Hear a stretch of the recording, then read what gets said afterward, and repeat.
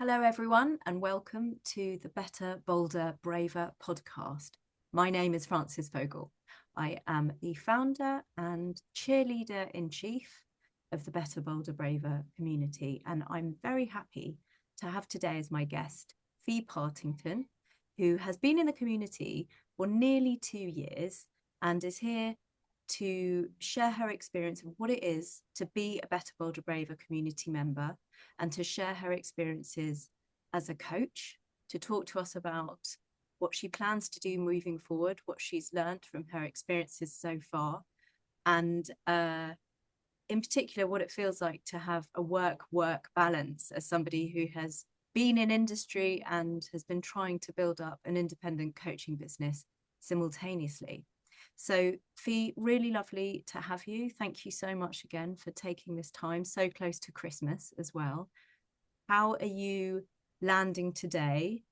And what have you been up to in the last couple of weeks, let's say, to kick things off? Thank you. Well, thank you so much for inviting me on. I'm really excited and yeah, looking forward to this. Landing in quite a sort of, it's the end of the year, it's quite reflective. I tend to sort of think, oh, I should have done more, but next year is going to bring a lot of interesting stuff. I think I will have more time to focus on my coaching. So that's really important for me. And a couple of weeks ago, I started coaching with a place called Future Dreams, which is a wonderful facility for women going through breast cancer or their families to get support and coaching and other treatments and things. So, and that's really encouraged me to move forward with that as well. I wasn't sure, having survived breast cancer myself, how I was going to feel about it, but it was a really wonderful experience. So it was a sort of an end of this year, but a beginning and a plan for next year as well, which is lovely. Thank you. Brilliant. Shall we go back to when you joined Better, Bolder, Braver, which was June 2024, and we're recording this December 2025. Can you remember how you found the community and what your reasons were for joining at that time? Well, I'd done my first qualification in coaching with the AoEC, and you came and did an alumni presentation session. And I thought, oh, hello, this is helpful. And I think what I really liked about the idea was that it has content, to help you think about how you approach marketing, which isn't something that in general any of the coaching courses I'd done were addressing.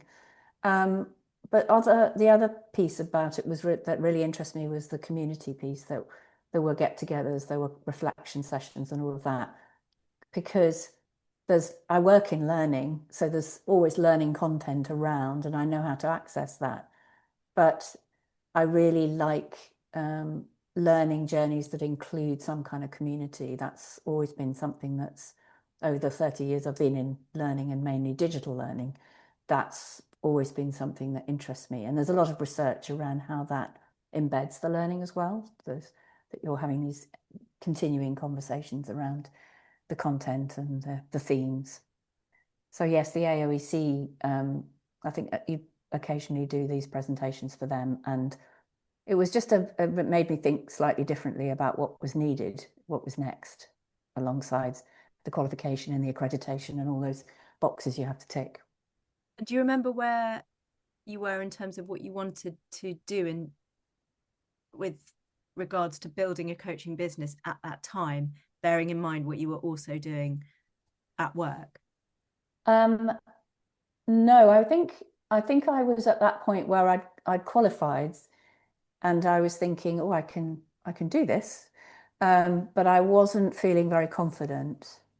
So I had no real, I think I kind of thought magically it was just going to happen, and that I'd just find clients. But of course, it became clear that there were sort of two things that would, I don't say barrier, but they weren't, wouldn't be easy. One was I was working pretty much full time.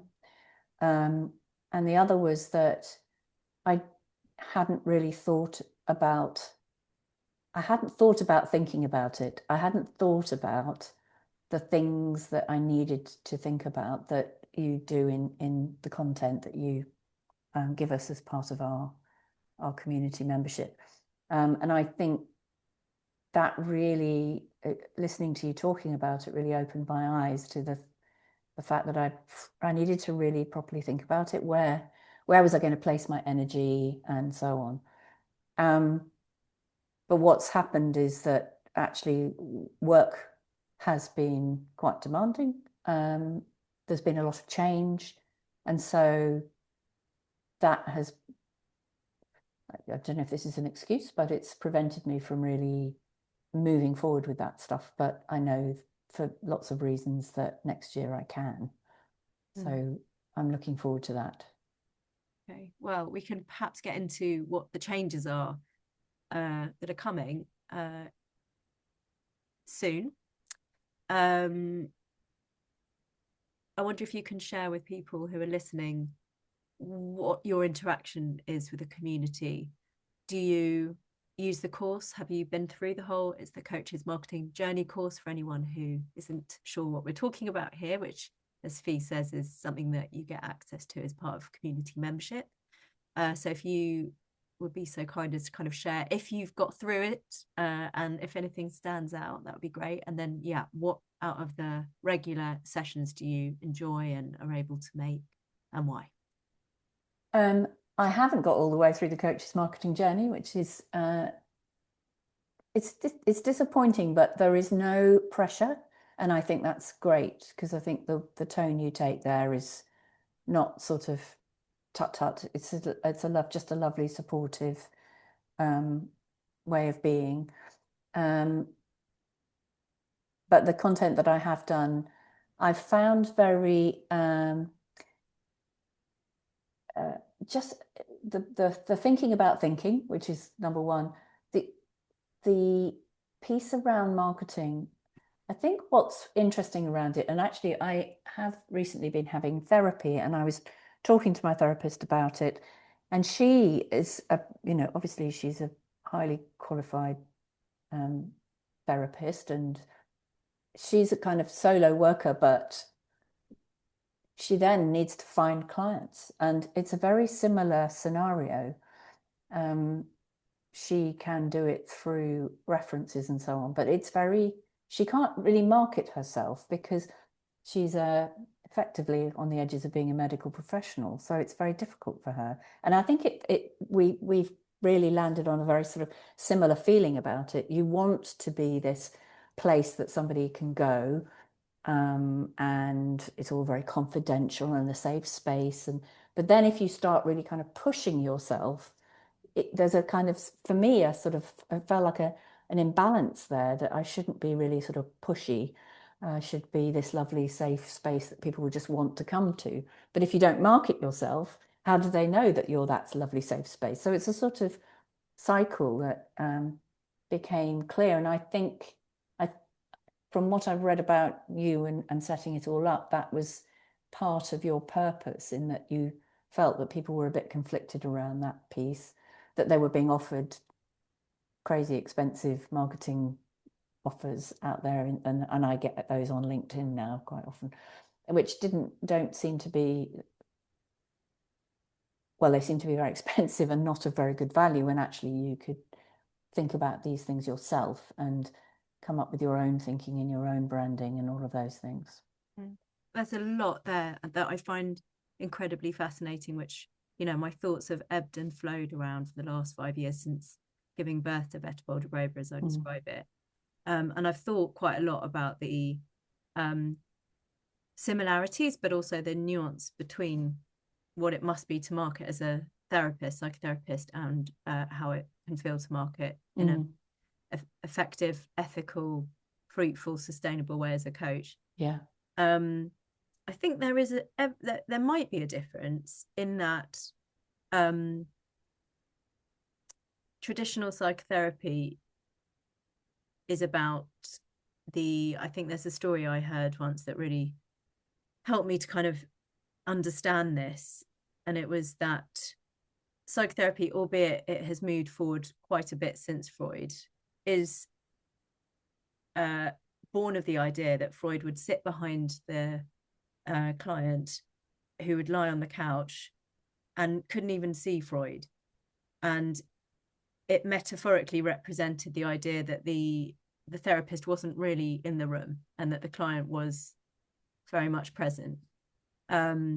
And we talk about coaching out loud through our marketing in the Better, Bolder, Braver family. And as you say, what we want to do is give people a sense of what it feels like to work with us as a coach. That's your job, is to make people feel the sense of what it would be like to work with you as a coach. And to therefore bring your personality into your marketing is not it can be okay, because your personality and what you bring to a coaching session is not as much of a problem as perhaps it is for a psychotherapist. I've always thought maybe that's the difference. And traditionally, psychotherapists don't really like having their photos all over websites and talking about themselves and their story and their journey. Coaches seem to feel that that's more appropriate, but the degree to which we talk about ourselves, the degree to which we share our stories, is very sensitive. And everybody in the Better, Bolder, Braver community and working along the coach's marketing journey course is asking those questions. How do I want to approach this work in a way that's not going to feel unsustainable, that's going to feel authentic, as people say, and real, that's going to be a mirror of my work? Who do I want to work with? Who is it most sustainable for me to work with? And how do I speak to that person and make them feel seen, safe, heard, and understood through my marketing? And the reason I haven't opened up the community to psychotherapists is because I think there is actually quite a lot of creativity and permission given to coaches to kind of show up more as themselves in their marketing. Yeah, that was some thoughts from me. Yes, do you have any in response to that? I think that's a really interesting definition and separation.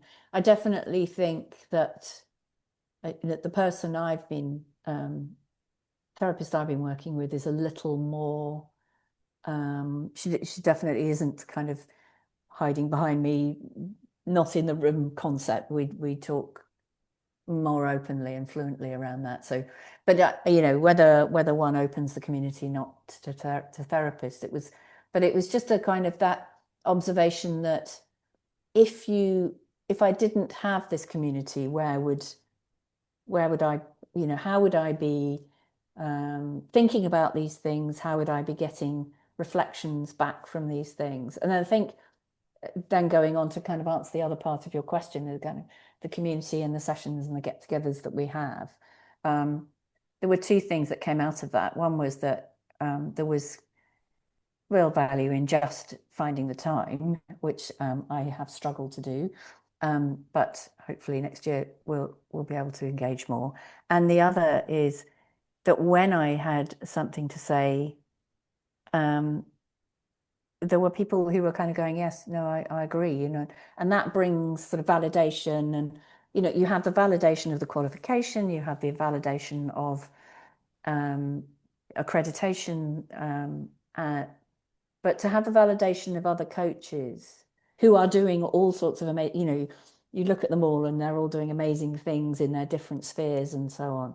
You think, oh, okay, there's a piece there that helps with your own confidence in this quite solo world that you could just sort of sit and not be part of this community. And I think there's a great sort of support network there that really quite very talented groups of people who are coming together to speak and share thoughts are they're agreeing with something that you're saying. And it's just that it's another safe space for you to kind of feel that you're being supported and making sense to somebody. Yeah, I think what you're saying also is that that there's almost a yes, there's a constant, gentle, persistent poking that I do as Yes, yes. through the course and through the sessions, which is who are you and what do you want to be doing here? Mm. And who would you like to work with and how are you different? And it's, as you say, finding the time then to just sit and try to articulate that for yourself, have other people hear that and reflect back to you that you may or may not get the chance to do if you're not in a community like Better Bolder Braver. Perhaps if you're not in supervision, supervision is obviously great for people to reflect on how coaching is going for them. But I think there's something about the idea that you will be having to articulate this out loud, and that being the specific focus of the community more than the coaching. So yes, in supervision, you're talking about the coaching and a client and a particular scenario, or perhaps your method, your approach to coaching. But in Better Bolder Braver, you're talking about what you might like to say about how you work and what it is that you do out loud and to who, and to be discerning about who you're going to be talking to about that stuff.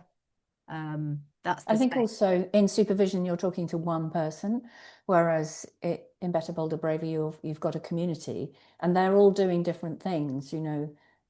They may be somebody who wants to be out there in nature, or there might be a coach who specializes in executive and business, and it's just when you put something out there, you're getting their perspective back in a different, the suggestions are so varied because they all have different offerings of their own and different perspectives that they've explored. So your coaching is enriched by that, the varied perspectives that are available to you.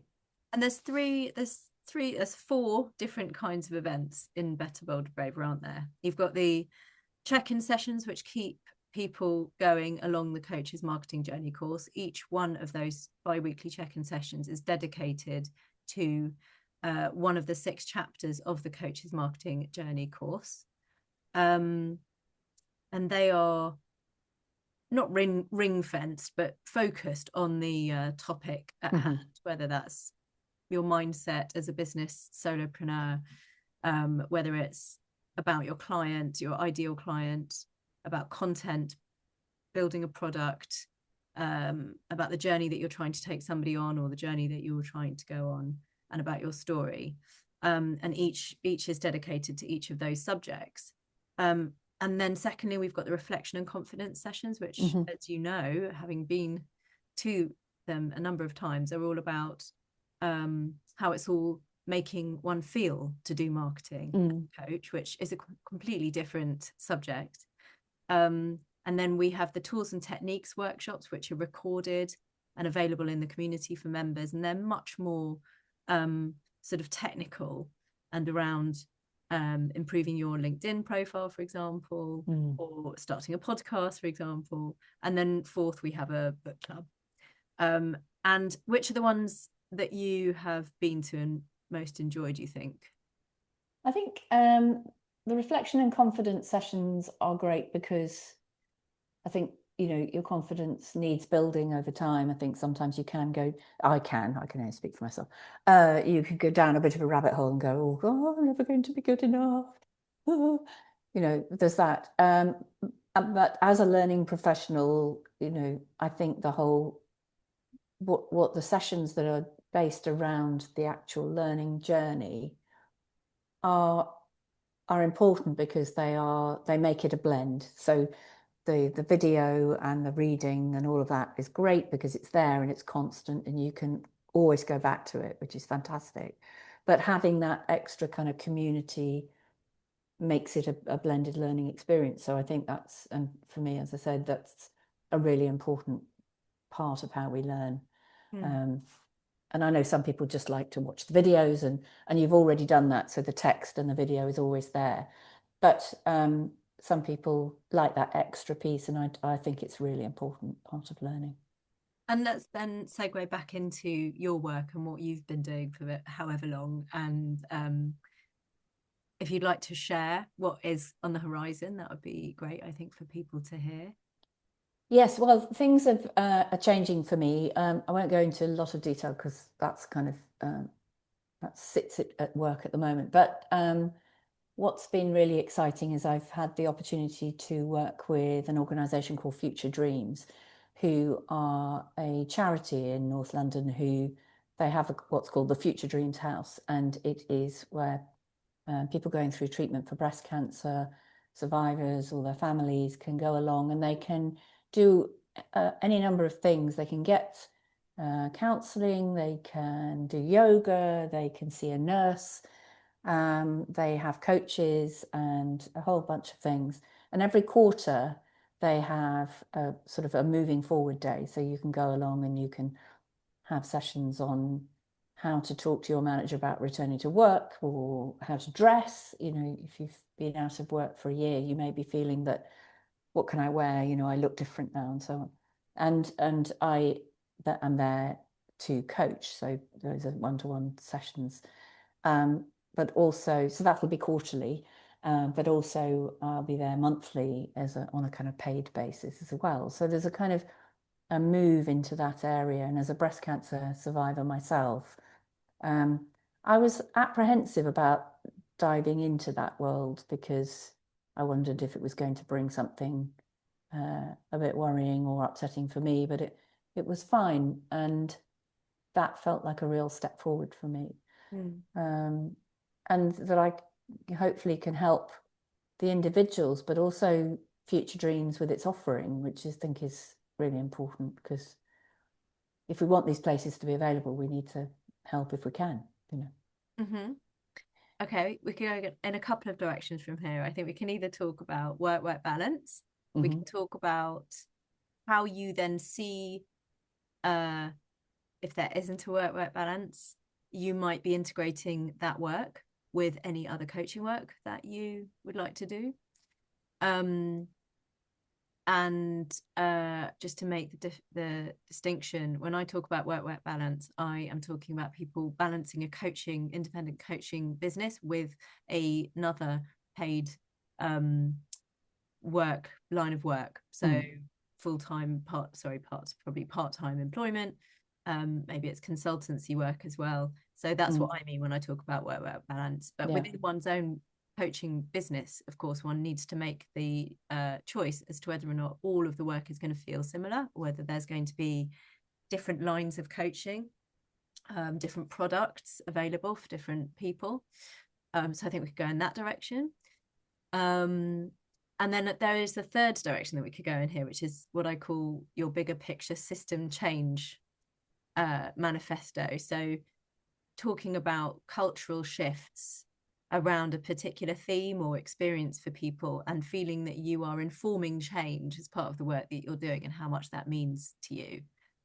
Because what I'm hearing is that there's a degree to which you feel that you would like to, or that you are going to be part of the sort of forward future marketing of the organization, its ability to be able to speak to the things that it offers to clients, such as your own involvement, and how that in itself will help it to develop and grow as an organization. So out of those three topics, is there any one that you feel called to say more about? Well, I can very quickly say something about the work-work balance, which was that I have found it to date very hard to balance my desire to get on and do the coaching, to do the content, and I find that hard to sort of manage with my work. And I think people should forgive themselves if they can't, but if they can, you know, just do a little. I think that's what I would say. The good piece is that, of course, if you're in work and you offer yourself as a coach, then it's always, you know, there's always value in that, and there's always a good experience to be gained there. So it's, you know, I think it's just not being hard on yourself around that, but just staying connected with the community if you can, I think is a really important part of it. Let's just stay there for a sec. So okay. That's so important. Because one of the things that I talk about a lot is this elephant in the room that is that it's really difficult to come out of a coaching training with a lovely certificate, but then land enough business to build up a sustainable coaching business if you're not doing anything else. But to your point, whilst it makes a lot of sense for a lot of people, and it is what a lot of people are doing, to have a work balance where they have a part-time job and then they're trying to build up the coaching business on the side, as it were, people are able to pay bills, which is incredibly important. But it is a push, isn't it? Because it's just very difficult to, as you say, get through the content on the CMJ. But, you know, even if you're, you know, and doing that, then having to find the time to do the marketing and to build up the client base. So as you say, and I just want to make the point, I want to echo the point you're making, which is that people, I think, should give themselves slack and understand how long this is as a process. You know, this isn't a quick thing, and the existential process of holding a mirror up to yourself and asking yourself why you became a coach, what that is really all about in terms of your own journey, and what you would really like to see as being the plan for you moving forward. And I think that year and a half that you've been in the community has been really important for you to kind of just crystallize, albeit sort of maybe subconsciously, you know, what the answers to that are for you, definitely subconsciously. It's been sitting there kind of, you know, it's just been there in my head. Just what are these things that you want to do? How do you want to talk about yourself? They're all sort of sitting there. I think the challenge in terms of time has been that my job is, although it's technically part-time, it's a 9-day fortnight, so it's actually pretty much full-time. I think if it was part-time in terms of 2 or 3 days a week, then it might have been a little bit different, but things are shifting in that area. I think the presence of the thinking is good, and I think the fact that it's there are articles and things that you can attend, and even if you're not doing the full-on sort of study part of it, you're still thinking about these things and where you want to land in terms of how much of it you know, for example, for me, how much of it I want it to be the coaching piece, and how much is another area, which is, you know, young women in mid-career who are sort of going through quite significant change in their lives. You know, they may be they're making choices about whether they are wanting to, you know, the issues that we've been dealing with recently are wanting to stay in London or not, impact on career, having difficult conversations about moving into part-time work for themselves, whether they want to have children, decide not to have children, all of those things. And it's kind of it's a kind of swirly time in life, and that's an area that interests me as well. It's interesting. They are both sort of seemingly different audiences, and yet there are, you know, obviously so many parallels between what you're saying are the points of interest or concern for both people who are surviving breast cancer and women who are asking themselves the questions that you just articulated. And so I won't press you too much on what you think might be the balance of those two client bases, because A, you haven't had the chance to go through the course entirely, and B, you haven't had the chance to kind of test it, and, you know, but it'll be teasing out those parallels and then finding a way to talk to both, but at the same time distinguish between two different ideal client bases. It will be interesting. There's one particular similarity, which is the kind of returning to work piece. So, you know, if somebody has been out of the workplace because they have been ill, or they're returning to work having had maternity leave or a sabbatical, or there's a thing around confidence, and externally people will say, oh God, you've done this amazing thing. You've had a baby and now you've kept it alive for a year, and you know, why are you struggling with this work thing? Because and of course it's around getting back into the system and the processes, as well as juggling, you know, the life of a child. And in terms of cancer, it's about, you know, it really knocks your confidence. People say, they use language like, you know, you're superwoman because you've survived and so on. And actually, of course, it's not that simple. That's not how you feel at all. feel completely zonked physically and emotionally. So there's kind of a parallel there about changing lanes. And I always remember when I was going through treatment, it felt like I was moving lanes on a motorway. So I was, life was in the middle lane or the fast lane. I was tootling along, doing my thing. And then this treatment came along and I had to, move into the slow lane or even go, onto the side road for a bit. And then gradually you can kind of rejoin the traffic again. But and you might be moving those lanes quite a lot. And I sort of use that a bit in it. You can use it in any aspect of our worlds, but that felt like the kind of analogy I was using at the time because I was, having to move quite slow into the slow lane quite significantly. So having those analogies and accepting that, which is, I think, is the challenge for people. Yes, I have personal thoughts. Being a mother, having not been through breast cancer, thankfully, I can only sympathise, but I can certainly empathise with a lot of what you're talking about in relation to women going back to work. It isn't something that I did. I decided to give birth to my business as a third child after having children. Yes. But then that has a whole, bunch of things and challenges that you would want you're placing on yourself, Absolutely. I mean, there's a lot there, and I think it's really important that people have the space to. And I didn't necessarily have somebody that I felt I could or should think about talking to at the point where one feels tired, vulnerable, having an existential crisis potentially, and yet having to make huge decisions, financial and existential, energetic, about what to do with one's time.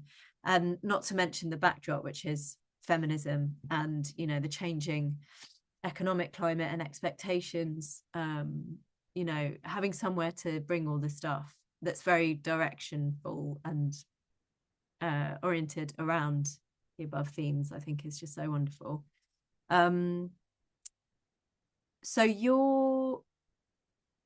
we won't talk too much about the work situation, but I think it's suffice to say that January is a good time for you then to be kicking back into the CMJ, isn't it? And is that what you would like to do? Yes, definitely. Yeah, I think it's an opportunity to really focus on that. And, I mean, without wanting to sound too much kind of New Year's resolution-y about it all, which always collapses in a heap in mid-February. I think there's something, because because I've explored it all and I know what it is, I can then plan more and dedicate more time to it. So it's great value. I want to say also that the first chapter is mindset, which everyone I think thinks that they've done to death, and I was fully aware of that when we named the first chapter. But it's the thing you don't think you need to do that you absolutely need to do and therefore need to do first, which is to put yourself first. And it's about your needs, limits, wants, and boundaries, because otherwise a lot of these marketing courses and bits of advice, magic beans, toxic marketing bullshit, as we call it, is so, I think, sort of lacking in a focus on you. And the fact that the next CMJ sprint starts in January is quite nice, actually, because January is still midwinter. And so the first check-in will be on the 6th of Jan, and then the second check-in will be at the end of Jan. So you're still in that kind of wintering stage, without there being any suggestion that you do anything other than just think about yourself and reflect for the first bit of the course. So I'd like to think that the first bit of the course is rather a nice New Year's resolution piece, in that it isn't about going all guns blazing, as I think people think they're supposed to be in the first kind of few weeks of the year. So hopefully for yourself and anyone else, it will be gentle start. Yeah, it's a really good way of putting it, actually, because I think otherwise, you'd be going, oh, I need to have a website by the end of January. The same thing as I need to have lost 4 pounds by the end of January. All of that sort of unrealistic expectations. I think that kind of nice groundwork would be really helpful. Yeah, it's funny you mentioned the losing weight thing, because funnily enough, after I had my babies, I did start a mindful eating program.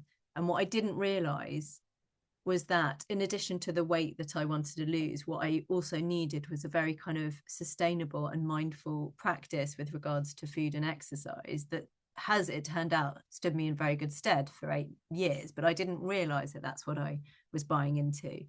But it's because the thing that I did wasn't a, lose 2 stone, get rich quick type thing. It lasts for a lot longer. So I like the parallel between Better, Bolder, Braver in the course being slow and steady rather than this kind of quite masculine feeling. Let's just, Yes. No, I think that's lovely. Yeah. And I'm so glad you found something like that, because it is so hard to just get something that's right for you, Well, there's a lot of permission, forgiveness and reality, in the thing that I do, which takes into consideration, many things, including time available and budgets and, the planet. And all of those things that kind of like, and products and things that you get things that are marketed at you for your well-being and so on. Yeah, I think we're all responsible for finding what works for us, and sometimes it's difficult when I have to say, as I do every time to everybody who joins the community or who I work with on a one-to-one basis, that I'm afraid there isn't one size fits all, that I'm not going to tell you what you should or need to be doing. And this is a piece of work for you to work out your own ebb and flow and the cadence of your life. This is where the work-life balance thing comes in, which is what everybody's more familiar with. How much do you actually want to work now? And how much money do you need to pay the bills? The spreadsheet of things, as I call it. Yes. And so much flows from the spreadsheet of things. Yes. As it turns out, you might not need more than 1 or 2 people signing up as as one-to-one clients every month for it to actually work. And when people realize that, the whole vanity metrics thing falls like a house of cards. And social media changes everything. I think there was something that you said, you talked about that in the session that you did for the AoEC, and I remember thinking, gosh, somebody who's actually being really practical about it, because I think when you do the course and as you say, you come out with a lovely shiny certificate, and it's very it's all about practice and creating safe space and all of the theories and all of that lovely stuff. But one of the things you did say quite early on in that was, what do you need from this? You need to be, there was a sort of very practical approach that you brought to that, which I thought was, yes, I'm not going to be giving up my job anytime soon, so I need to think carefully around what is it that I will actually need.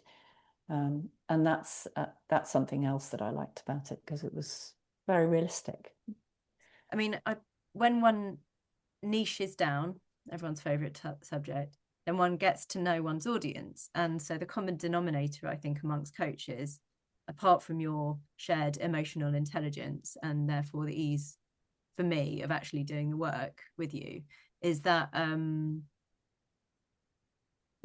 call a spade, there is going to be some sort of a exciting existential crisis that happened when one becomes a coach and decides, I'm going to do this for other people. I want to be a people helper for others who perhaps have gone on a similar journey or are about to go on a similar journey to one that I've been on, which is a common reason why people decide to go into the industry. And so if somebody's been through that enough that they feel they want to be of service to others, I can be sure pretty much that they aren't going to want to go all guns blazing into a full-time work situation again. And so therefore the question as to what you really want out of this is really, really important, and to be left behind kind of renders the whole experience a waste of time, or it's not respecting the decision that you made when you did decide to qualify, if we just leave that you behind. And I think over time as well, I've done other courses since then, and coached in different ways using different tools and things. So it becomes a much what you're thinking and bringing at the beginning when I first joined, and now 18 months on, since then I've done a couple more courses. We've used different tools and techniques, and you get different outcomes and things. So you're bringing the cycle of what you're bringing to Better, Bolder, Braver and what you're getting out of it changes over time, because you're becoming hopefully a better, but certainly a more experienced and more educated coach around what you're doing. That's so interesting. Yeah, that's a really good point. And I think, you know, that I like using the phrase "for now" a lot, because we can, and my invitation would be to revisit, and you know, nobody's having to nail their colors to the mast forever. Various things that you have heard me talk about a lot, like you have to say something many times actually for it to land, and you're not required to say a new thing every day. Is testament to the fact that people are not waiting to hear from us. You know, people are living their lives, and so if we do decide to change and do something else, or you know, let's take the kind of positioning choice that coaches have. You know, are they going to position themselves as the personality? Not terribly often for, you know, is that the case for Better, Bolder, Braver coaches? They're not the kind of, with the greatest of respect to him, Tony Robbins type coaches who feel that it needs to be all about them. Are they going to go down the road of niching, that kind of avatar persona type niching that, you know, coaches are so often made to think is what they have to do? Or are you instead going to be positioning things based on your products and your methods? To your point, you know, what is the really exciting combination of all of the coaching skills that you've brought to the table, and how are you going to talk about that kind of magic mix of your approach to coaching? Is that the most important thing to position yourself as? Or is it a price thing? You know, are you, as I say, the Aldi or the Harrods of the coaching industry? Again, not something that many coaches in the Better, Bolder, Braver community kind of lean into. Yeah. And then, you know, that final thing is, are you trying to create a change in the world through your coaching? And is that very important for you to talk about? For some people, definitely. You know, for me, I'm trying to tackle toxic marketing bullshit, and I'm trying to help people help as one individual and team at a time. And I'd love to see change in this coaching industry, which is now saturated with very qualified people, all trying to stand out. But for many people in the Better, Bolder, Brave community, it's not important to feel that you're part of a bigger picture system change. And, you know, for many people in the community, they will look back on their life and be happy that they've helped a number of individuals or teams. Yes. Yeah. Absolutely that. And I think that, you know, you were saying one person at a time, that's exactly it. You know, you only have that one person in the room for the moment that you're together, or in the Zoom room, or whatever it is that you're doing. You can only do, well, for me, that's the kind of thing. It's, I mean, not that I'd ever climb to those dizzy heights of being the personality thing, but it just doesn't interest me. It actually kind of, I can almost feel like a physical rejection of that, you know. Yes. And I, you know, without being rude about those people, I'm sure they're magnificent in many ways, but it's just not somewhere that I think you're right about the community. They have their interests, and they know what they can do to help certain people. And that's, you see that when they kind of pass on to each other as well. You know, that's not me, but I know somebody else who might be able to help you. And you see that in the sort of the community as well. Yeah, which you did recently. You know, we were in touch about a coach that wasn't, sorry, a client that wasn't a client for you, but would have been for someone else, and exactly able to share.